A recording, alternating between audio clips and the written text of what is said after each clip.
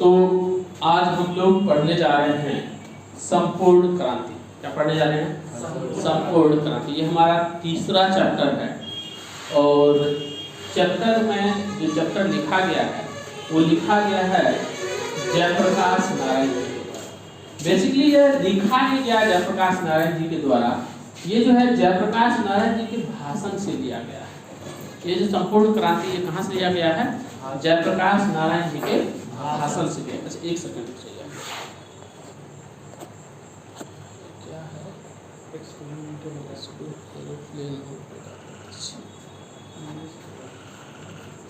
तो ये जो संपूर्ण क्रांति है ये क्या है? जयप्रकाश नारायण जी का भाषण है। समझ रहे बात को? और अब जहाँ तक बात करें जयप्रकाश नारायण जी का, तो पहले इसका बैकग्राउंड जान लीजिए थोड़ा सा, उसके बाद हम इसमें पढ़ेंगे। जयप्रकाश नारायण जी वो शख्स हैं बिहार के राजनीति में, जो कोई भी नेता अगर बिहार आ जाए ना, तो जब तक जयप्रकाश नारायण जी का वो नाम नहीं लेंगे ना, उनका यात्रा सफल नहीं माना जाएगा। चाहे बाहरी नेता हो या बिहार का नेता हो, कभी भी अगर वो चुनावी रैली में आते हैं तो जयप्रकाश नारायण की बात। तो भारत की राजनीति में जयप्रकाश नारायण जी का बहुत बड़ा योगदान रहा है। और जयप्रकाश नारायण जी की जन्म की बात करें कि बिहार और उत्तर प्रदेश, कहाँ? बिहार और उत्तर प्रदेश के जो बॉर्डर है उस बॉर्डर पे इसका गांव रहता है और इसके गांव का नाम है सिताब दियारा। क्या नाम है? ये जो गांव है बिहार और उत्तर प्रदेश दोनों राज्य के बॉर्डर पे ये गांव है। और जब ये गांव है तो आधा इस साइड और आधा उस साइड, तो दो जिला में बढ़ जाता है। एक जिला बिहार के और एक जिला उत्तर प्रदेश के। इसका गांव देखिए उत्तर प्रदेश के बलिया जिला और बिहार के सारण जिला में फैला हुआ है। कौन सा? यहाँ से आपको बीपीएससी लेवल का क्वेश्चन बनता है कि बिहार का कौन सा वो गांव है जो बिहार और यूपी दोनों में फैला हुआ है। तो कौन सा गांव है? सिताब दियारा। और इसी गांव से थे जयप्रकाश नारायण जी। कहाँ से थे? सिताब दियारा से। समझ में आ रही बात है? तो आगे की बात करें तो समझने का काम कीजिए। वीडियो को क्लियर आ रही है? तो सुनिए, जयप्रकाश नारायण जी का जन्म 11 अक्टूबर 1902 ईस्वी को होता है। कब होता है? 11 अक्टूबर 1902 ईस्वी, ध्यान रखिएगा। और इनकी जो मृत्यु होती है 8 अक्टूबर 1979 ईस्वी को। कब होती है? 8 अक्टूबर 1979 ईस्वी को इसके मृत्यु हो जाती है। तो अब देखिए कि जयप्रकाश नारायण के बचपन का नाम, ये बहुत ही फेमस नाम है और बिहार बोर्ड इनसे कई बार सवाल पूछ चुकी है। तो ध्यान रखना आप लोगों को कि जयप्रकाश नारायण जी के बचपन का क्या नाम था। तो देखिए जयप्रकाश नारायण जी के बचपन का नाम बाउल था। क्या नाम था? बाउल। क्या नाम था? बाउल। ध्यान रखिएगा। अब बड़े होने पर जेपी नाम से प्रसिद्ध हुए। किस नाम से प्रसिद्ध हुए? जेपी नाम से प्रसिद्ध हुए। अपनी जन पक्षधरता के लिए लोक नायक के रूप में प्रसिद्ध हुए। और ये अपनी जो जन पक्षधरता मतलब जनता के जो पक्ष में ये बात करते थे, इसके लिए इनको कौन सा उपाधि मिला? लोक नायक का उपाधि। आपको पूछ देंगे कि लोक नायक का उपाधि या लोक नायक के रूप में कौन प्रसिद्ध हुए? तो लोक नायक के रूप में कौन प्रसिद्ध हुए? जयप्रकाश नारायण जी। समझ में आ रही बात यहाँ तक? तो जल्दी से चलते हैं नेक्स्ट पे। इनके माता जी का नाम देखिए फुलरानी देवी और पिताजी का नाम हरसू दया। माता जी का नाम क्या था? फुलरानी देवी और पिताजी का नाम हरसू दया। प्रभावती देवी इनकी पत्नी का नाम था। क्या नाम था? अब देखिए पत्नी का नाम जानना इतना जरूरी नहीं था जितना कि ये जानना जरूरी है कि इनकी जो पत्नी है प्रसिद्ध गांधीवादी, मतलब समझिए इनकी जो पत्नी है वो बहुत ही बड़े गांधीवादी नेता ब्रजकिशोर प्रसाद की पुत्री है। किसकी पुत्री है? तो जयप्रकाश नारायण की पत्नी प्रभावती देवी किसके पुत्री थे? ब्रजकिशोर प्रसाद, और ब्रजकिशोर प्रसाद क्या थे? बहुत ही बड़े गांधीवादी थे, गांधीवादी नेता। समझिए शिक्षा के बारे में देखिए, आरंभिक शिक्षा घर पर ही, फिर पटना कॉलेजिएट, कहां से? पटना कॉलेजिएट पटना में दाखिल हुए। यही बिहार में हिंदी की वर्तमान स्थिति, अंडरलाइन मारिएगा, बिहार में हिंदी की वर्तमान स्थिति पर एक लेख लिखे। कब लिखे थे? जब ये 10th पास कर करके आगे कॉलेज में आए थे तो इन्होंने क्या लिखे? एक लेख का प्रतियोगिता चला था और उसमें इन्होंने लेख लिखे थे बिहार में हिंदी की वर्तमान स्थिति। लेख का क्या नाम था? बिहार में हिंदी की विषय पर लेख के लिए सर्वोच्च पुरस्कार प्राप्त किए। कौन से पुरस्कार? अपने जीवन में इनको सिर्फ 3 पुरस्कार मिला। पहला पुरस्कार ये है, समझे, जो किसके लिए मिला था? हिंदी में, बिहार में हिंदी की वर्तमान स्थिति पर। दूसरा पुरस्कार इसको रेमन मैग्सेसे का मिला है और तीसरा पुरस्कार इन्हें मिला भारत रत्न का। समझ रहे? तो इनको सिर्फ 3 पुरस्कार जीवन में मिला है। इसके बाद पटना कॉलेज पटना में प्रवेश किए। असहयोग आंदोलन के दौरान शिक्षा अधूरी छोड़ी। कब इन्होंने अपनी शिक्षा अधूरी छोड़ी थी? असहयोग आंदोलन के दौरान। और ध्यान दीजिए 1922 ईस्वी में शिक्षा प्राप्ति के लिए अमेरिका गए। 1922 ईस्वी में शिक्षा प्राप्ति के लिए कहां गए? अमेरिका गए। वहां कैलिफोर्निया, बर्कले, चाहे विस्कॉन्सिन, मेडिसन आदि कई विश्वविद्यालयों में अध्ययन किए और मार्क्स और समाजवाद की शिक्षा यही ग्रहण की। अब ये पूछेंगे कि जयप्रकाश नारायण जी मार्क्स और समाजवाद की शिक्षा कहाँ ग्रहण की? अमेरिका। और अमेरिका वो कब गए थे? 1922 ईस्वी में। तो 2-3 चीजें हैं जो अंडरलाइन वाली चीज है, तो अंडरलाइन मारिए। और देखिए अमेरिका से वापस कैसे आए? मां की अस्वस्थता के कारण पीएचडी न कर सके और देश लौट आए। ये पीएचडी कर रहे थे लेकिन पीएचडी को छोड़ करके देश लौट आए क्योंकि इनकी माता जी क्या थी? बहुत ही ज्यादा बीमार थी। समझ में आई बात? तो माता जी की सेवा करने के लिए ये कहां से आ गए? अमेरिका से आ गए। देश वहां पे जो पीएचडी कर रहे थे वो छोड़ करके अपने देश वापस आ गए। कोई दिक्कत? क्लियर है यहाँ तक? चलिए, आप लोगों को भी अगर क्लियर है तो लाइक बनता है और वीडियो को अपने दोस्तों में शेयर कर दें। बिल्कुल फ्री ऑफ कॉस्ट पढ़ाया जा रहा है आपको यूट्यूब पे, कोई चार्ज नहीं दिया जाएगा इसका। ठीक है, तो जल्दी से आप लोग लाइक शेयर एंड कमेंट कर दें। कैसा लग रहा है क्लास? क्या सुधारा जा सकता है? आपको और बेहतर तरीके से समझाने के लिए अपना कमेंट अवश्य करेगा। तो चलिए राजनीतिक जीवन के बारे में देखते हैं। 1922 ईस्वी में कांग्रेस में शामिल, 1929 ईस्वी में कांग्रेस में शामिल हुए। जब वो अमेरिका से वापस आए जयप्रकाश नारायण जी तो 1929 ईस्वी में क्या हुए? कांग्रेस में शामिल हो गए। और बहुत इंपॉर्टेंट लाइन है, 1932 ईस्वी में सविनय अवज्ञा आंदोलन के दौरान जेल गए। तो जयप्रकाश नारायण जी पहली बार जेल कब गए थे? 1932 ईस्वी में। किसके दौरान? सविनय अवज्ञा आंदोलन के दौरान।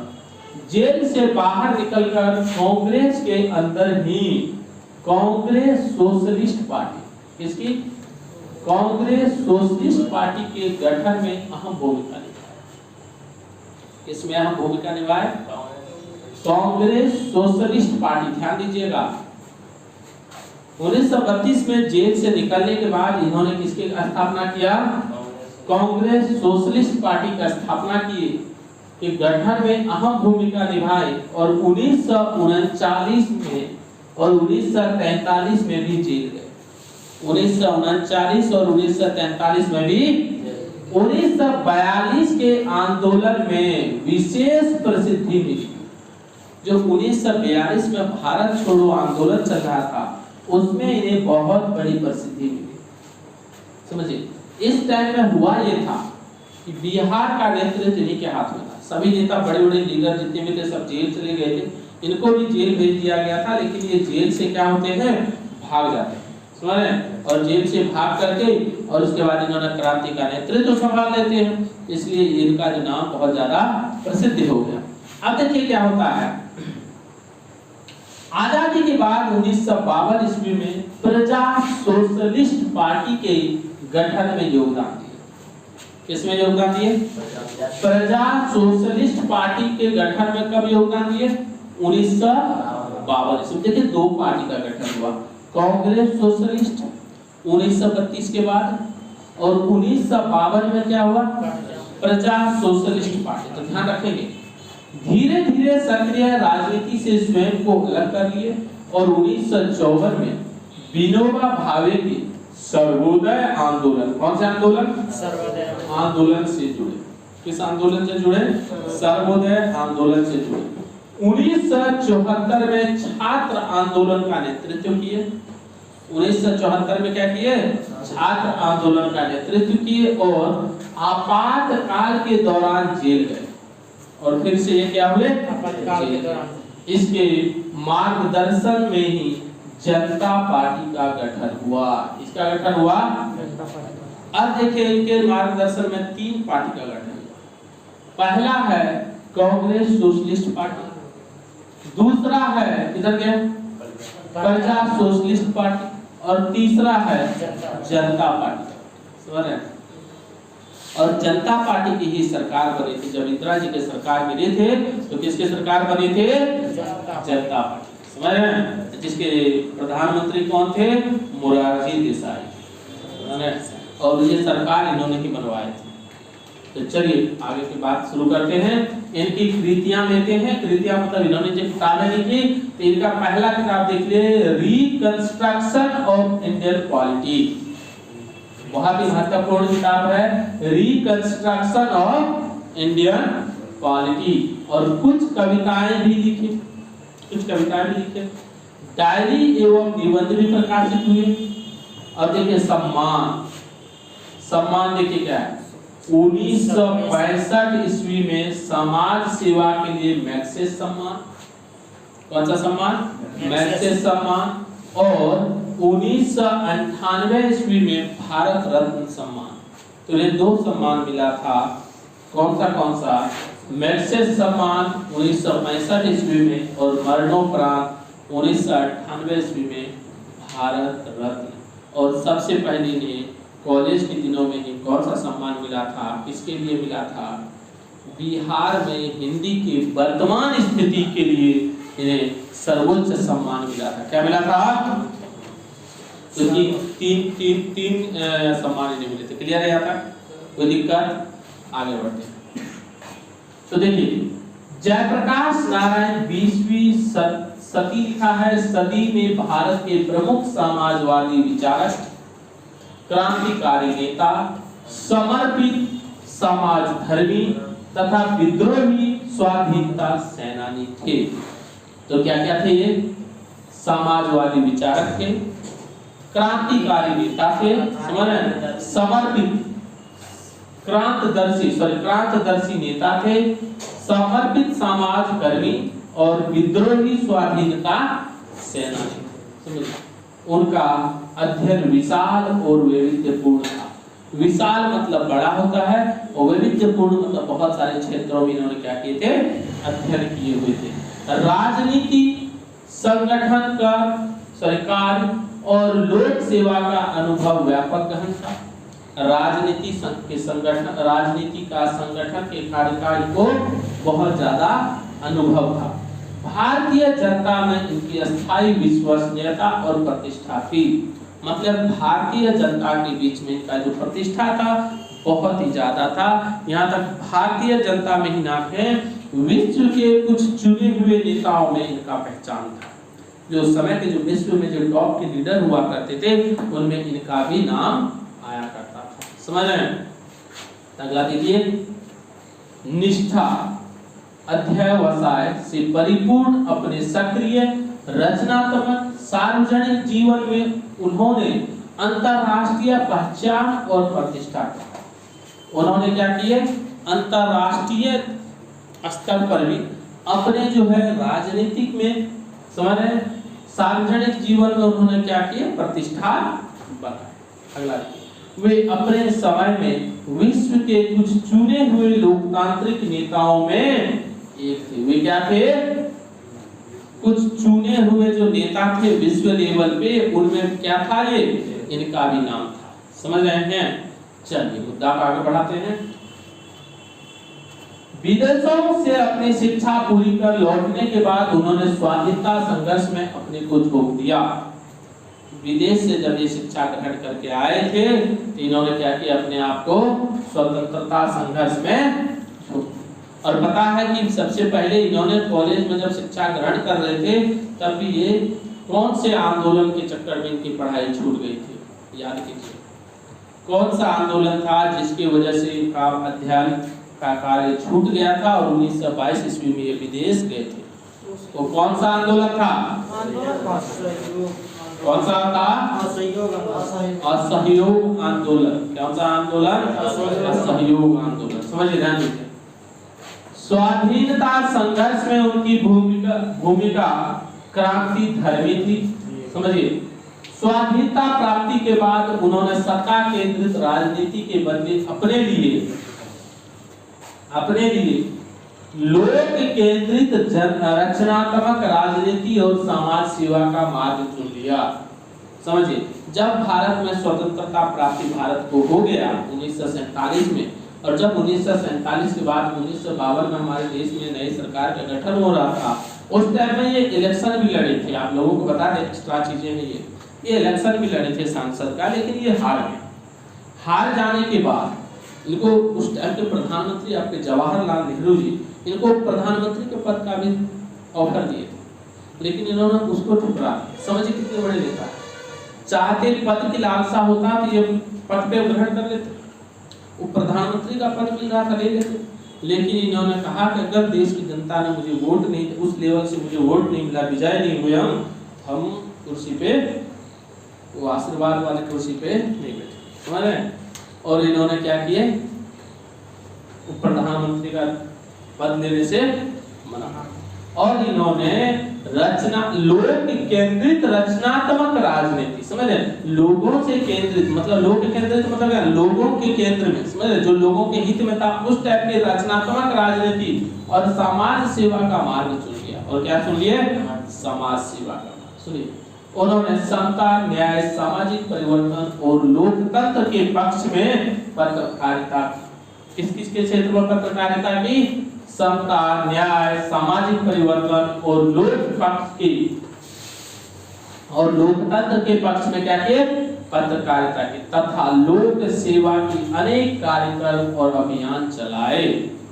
लोक सेवा के लिए क्या किए? बहुत सारे कार्यक्रम और अभियान चलाए। पड़ोसी देश नेपाल में लोकशाही के लिए संघर्ष में भी उनका योगदान था।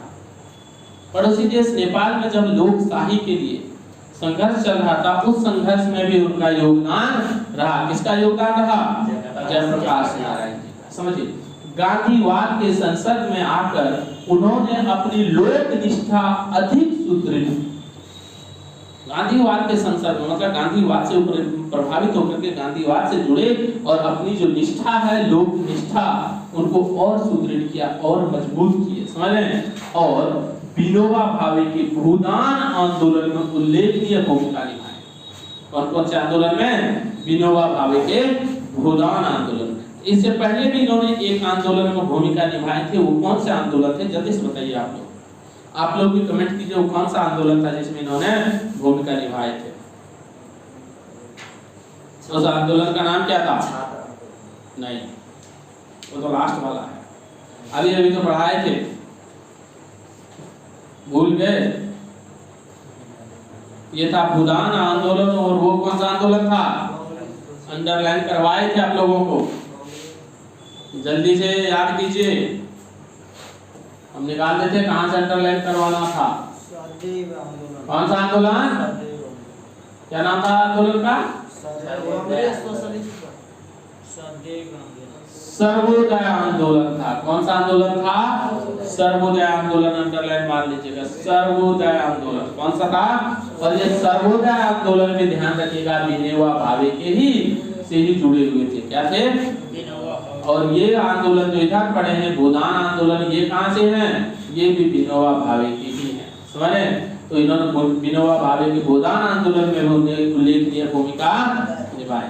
60 के दशक में अपनी ईमानदारी, त्याग और निस्वार्थ लोक सेवा के कारण, समझिए, अपनी ईमानदारी और त्याग और निस्वार्थ राजनीति के नेता होने के कारण जनता के बीच में अधिक अपनी विश्वसनीयता के चलते उन्होंने डाकुओं के हृदय परिवर्तन और पुनर्वास को लेकर उल्लेखनीय उपलब्धियां हासिल। ये बात उस समय की है जब डाकुओं का राज चल रहा था।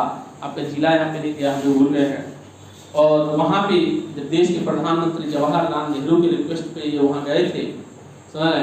और वहाँ पे जैसे ही ये पहुँचे, इनकी इतनी लोकप्रियता थी, इतने इसको सम्मान करते थे लोग, इतना मानते थे, वहाँ के सारे डाकू आत्मसमर्पण करते, समझ रहे? और आत्मसमर्पण करके वो क्या बन गए? नागरिक बन गए।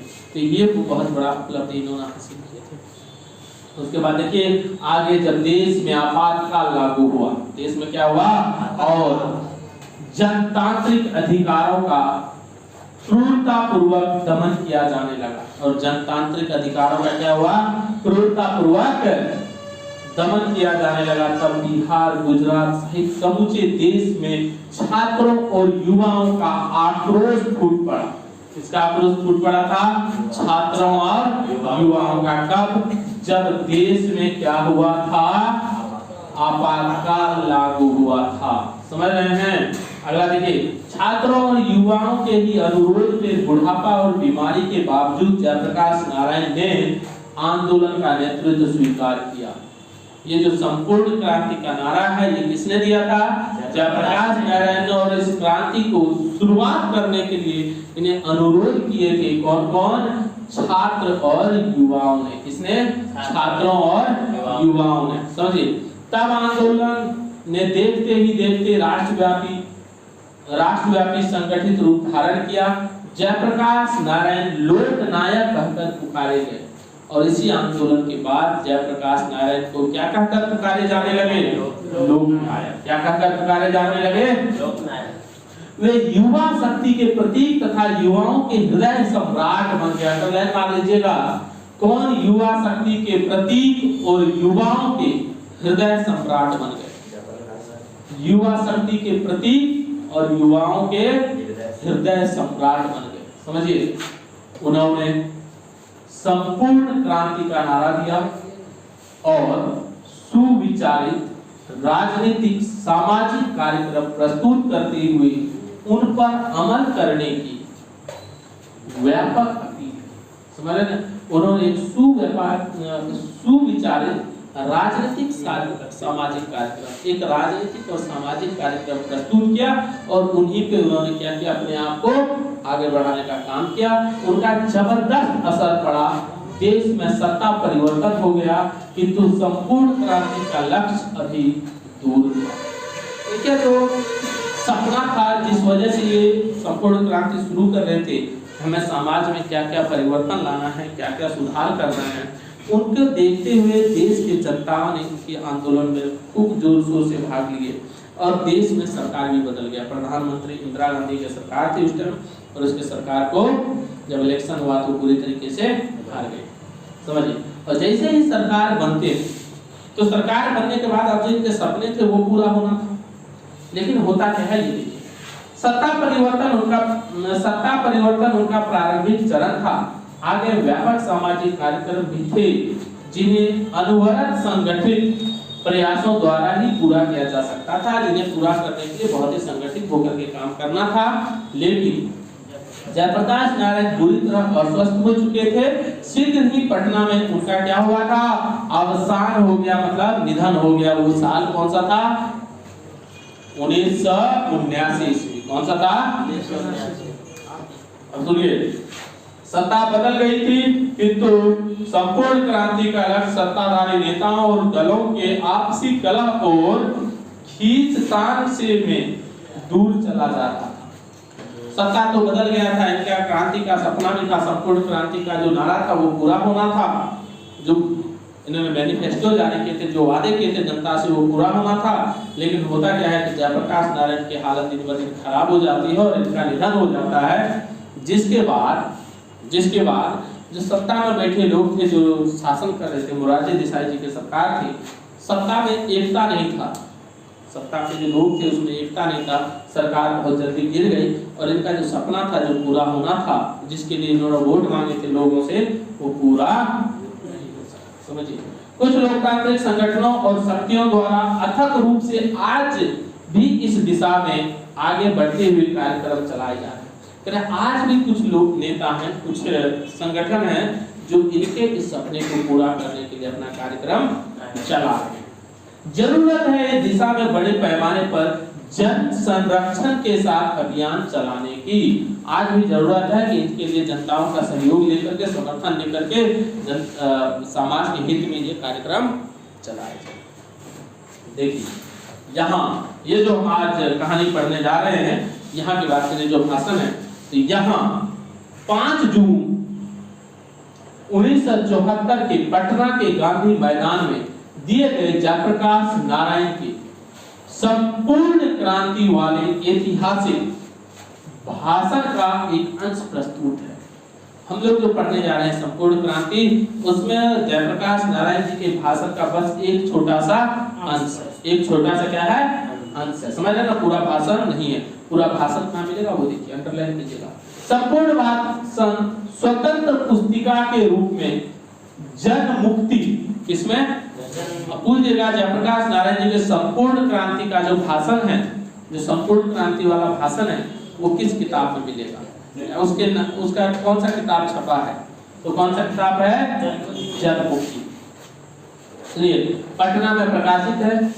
इस संकलित अंश में उनकी एक छोटी सी झलक भर मिलती है।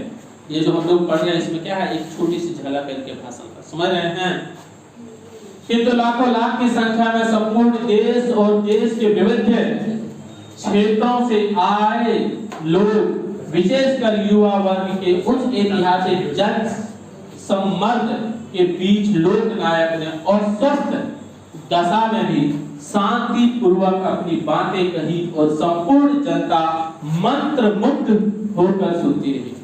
कहते जयप्रकाश नारायण जी 5 जून 1974 ईस्वी के जो भाषण दे रहे थे, उस टाइम में ये बीमार थे, लेकिन फिर भी ये इतने बड़े भाषण ऐसे दिए, इतने विनम्रता के साथ, इतनी शालीनता के साथ अपने भाषण दिए कि संपूर्ण जनता, जो बड़ी सी भीड़ उमड़ी हुई थी, इतना बड़ा भीड़ था उस आंदोलन में कि आज तक पटना के गांधी मैदान में इतना बड़ा भीड़, इतना बड़ा सैलाब एक साथ नहीं आया। बहुत सारे नेता आए, बहुत सारे नेता गए, लेकिन इतना बड़ा आंदोलन किसी ने खड़ा नहीं कर पाया। तो उतने सारे लोग जो थे, सारे लोग मंत्र मुग्ध होकर के, जैसे आप लोग पूरा विनम्र भाव से सुन रहे हैं, पूरा एकाग्रता के साथ सुन रहे, सभी लोग क्या कर रहे थे, इनके भाषण को सुन रहे थे, उनको समय का पता ही नहीं चल रहा था। सुन रहे हैं? भाषण के बाद लोगों के हृदय में क्रांतिकारी विचार धधक उठे, और जैसे इनका भाषण खत्म होता है, भाषण वो देते देते इन्होंने क्या किया, लोगों के मन में क्रांतिकारी भावना जगा दी। क्या जगा दिए? लोगों के अंदर में आग बबूला हो गया, क्रांतिकारी भावना। समझ रहे हो ना?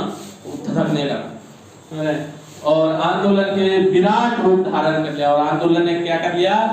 विराट रूप, और इतना बड़ा रूप धारण करके सरकार गिरा दी। समझ रहे हैं? पटना के गांधी मैदान में फिर न वैसी भीड़ इकट्ठी हुई और न वैसा कोई प्रेरक भाषण, पूरा सर जनसंवाद कायम हो सका। न तो आज तक ऐसा भीड़ इकट्ठा हुआ, न ही ऐसा कोई जनसंवाद भाषण देने वाला व्यक्ति पैदा हुआ। इकलौता थे जयप्रकाश नारायण, जो इतिहास रच के चले गए। अब देखिए जयप्रकाश नारायण जी के बारे में राष्ट्र कवि दिनकर जी क्या कहते हैं, एक लाइन है देखिए। है जयप्रकाश वह नाम जिसे इतिहास समादर देता है। जयप्रकाश नारायण वो नाम है जिसे इतिहास क्या करता है, आदर देता है, सम्मान देता है, बढ़कर जिसके पद चिन्हों को उस पर अंकित कर देता है, जिसकी पद चिन्हों पर बढ़कर लोग क्या करते हैं, उस पे अपने आप को अंकित कर लेते हैं। तो कैसा रहा आज का क्लास गाइस, आप लोग भी जल्दी से कमेंट करेंगे और यहाँ भी क्लास को करते हैं सी ऑफ। मिलते हैं नेक्स्ट क्लास, कल के क्लास में। तब तक के लिए bye bye, see you, take care, enjoy the day, have a great evening. Thank you sir.